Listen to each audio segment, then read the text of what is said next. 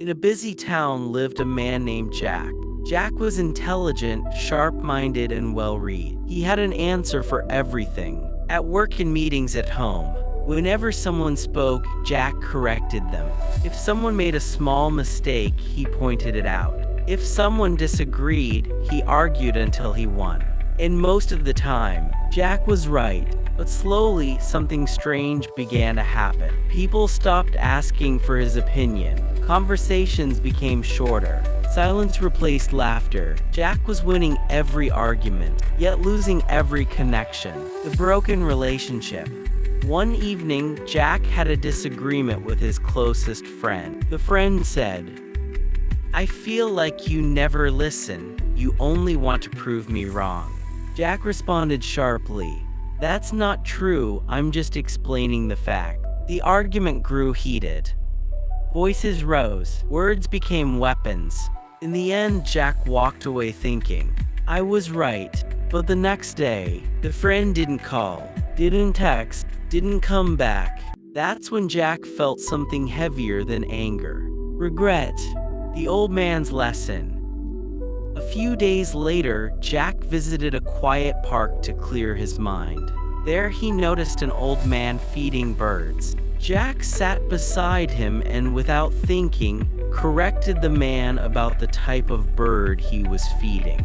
The old man smiled calmly and said, "You're right." Jack felt proud. But then the old man added, "And yet I chose not to argue." Jack paused. The old man continued, "Being right can satisfy your ego, but being wise protects your peace." He looked at Jack and said something Jack would never forget. When you choose to be right, you may win an argument. When you choose to be wise, you may save a relationship. A shift in thinking. Those words echoed in Jack's mind. For the first time, he realized something painful. Every argument he won had cost him something. Trust, respect, connection. From that day on, Jack tried something new. When someone disagreed, he listened instead of reacting.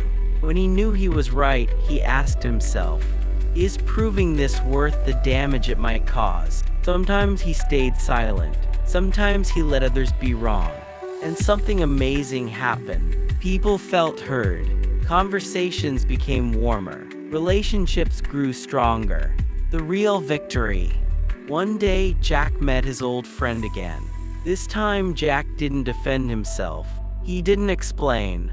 He simply said, "You're right, I didn't listen, I'm sorry." That moment healed more than any argument ever could. Jack finally understood. Wisdom is not about proving others wrong. It's about knowing when to let go. Final message. Remember this. Being right feeds the ego.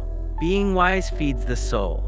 Arguments may make you feel powerful for a moment, but wisdom builds a life of peace, respect, and strong relationships. So next time you face a choice, ask yourself, do I want to be right, or do I want to be wise? Because the wisest people don't shout the loudest. They choose peace over pride.